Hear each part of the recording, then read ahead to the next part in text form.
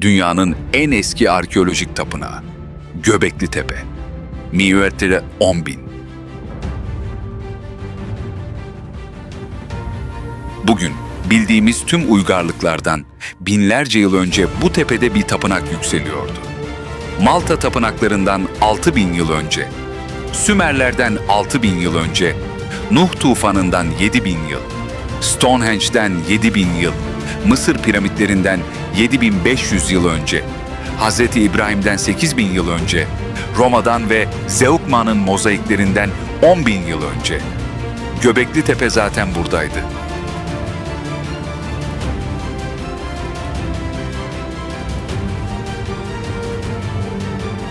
Burası Şanlıurfa. Tarih boyunca peygamberlere, kavimlere, medeniyetlere ev sahipliği yapmış kadim bir şehir. Şehrin güneyinde Haliliye ilçesine bağlı Örencik Köyü. Küçük bir tepe, yüzeyde sıradan bir toprak yığını gibi görünen bir yükselti. Ama altındaki gerçek, insanlık tarihinin kaderini değiştirecekti. 1994 yılında, tarlasında çalışan Mahmut Yıldız isimli bir çiftçi, traktörünün ucuna takılan taşı çıkardı. Taşın üzerinde kabartma vardı. Hayvan figürü. Bu taş, sıradan bir taş değildi. Bölgede araştırmalar yapan Alman arkeolog Klaus Schmidt geldi. Taşı eline aldı. Yüzünde şaşkın bir ifade belirdi. O an, dünyanın en büyük arkeolojik keşiflerinden biri başlamıştı. Göbekli Tepe'nin gizemini anlamak için önce 12.000 yıl öncesine gitmeliyiz. Bu dünya, bugünkünden çok farklı.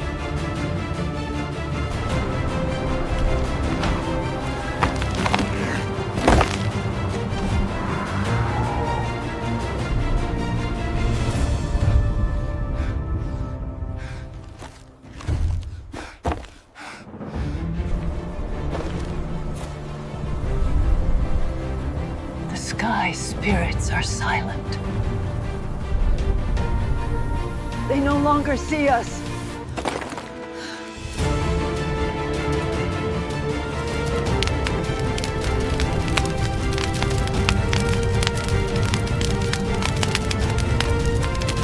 We must move.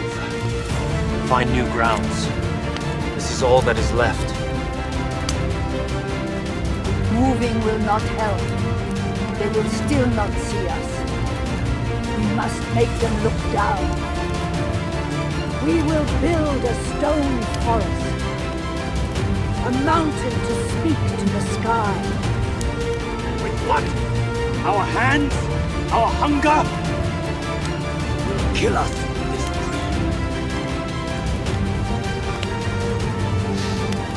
So what do? How do we make them see us again? Again!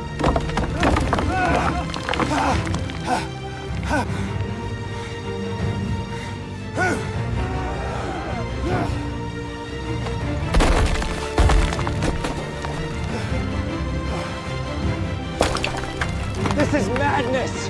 The stone is cursed! Zola's vision is our grave!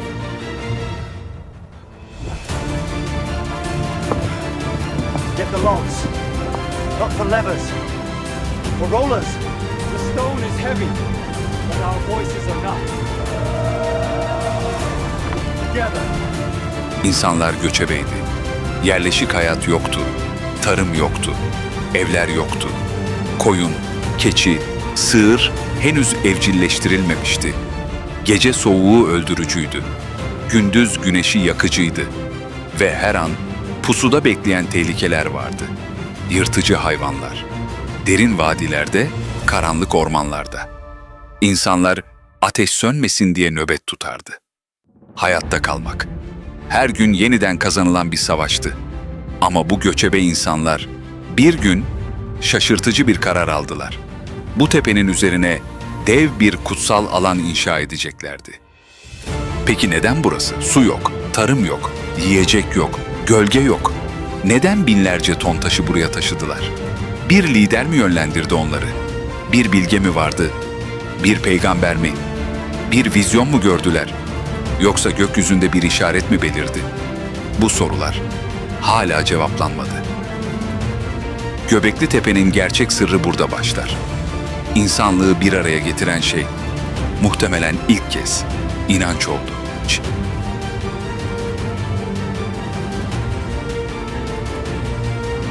Sadece taştan yapılar değil bunlar. Her biri 10 ila 15 ton arasında. Bazıları 20 tonu aşıyor. İnsanlar ne metal biliyordu, ne tekerleği, ne hayvan gücünü. Ama yine de bu dev taşları kesip oyuyor. Kilometrelerce taşıyor ve mükemmel düzenlerle dikiyorlardı. Nasıl yaptılar? Kütüklerle mi taşıdılar? Onlarca kişi halatlarla mı çekti? Topluluklar arası işbirliği mi vardı? Kesin cevap hala yok. Bildiğimiz tek şey şu: Göbekli Tepe'yi yapan insanlar zannettiğimizden çok daha zekiydi. Kazıldıkça T biçimli dikili taşlar ortaya çıktı. Bu taşların yüzü yoktur ama bedenleri vardır. Eller oyulmuştur, parmaklar işlenmiştir, kemer motifleri vardır. Bu bir insan formudur. Taşlara oyulmuş semboller. Bir dil gibidir. Yılan, gücü, tehlikeyi veya korumayı. Turna, ruhun göğe yükselişini. Aslan, liderliği, akrepler. Öte dünyanın kapı bekçilerini anlatıyor olabilir. Her simge bir düşüncenin ifadesi.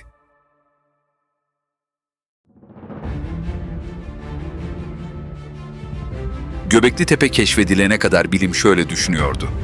Önce tarım, sonra köyler, sonra tapınaklar. Göbekli Tepe bu sıralamayı tersine çevirdi. Burada önce tapınak yapıldı. Tapınak için insanlar bir araya geldi.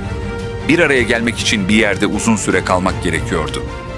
Uzun süre kalmak için tarım gerekliydi ve insanlar toplanabilmek için tarımı keşfetti. Yani uygarlığı başlatan şey tarım değil, inançtı.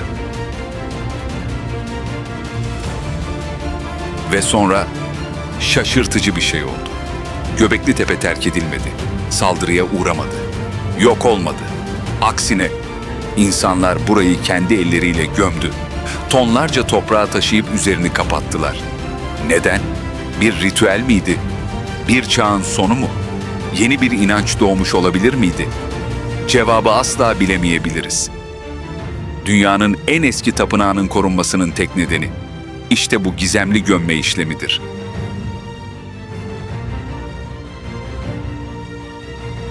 Göbekli Tepe tek değil, yakındaki diğer keşifler.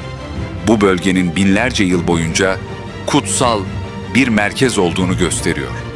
Karahan Tepe, Nevali Çori, Çayönü, Hallan Çemi, bu topraklar insanlığın düşünce dünyasının doğduğu yerdi.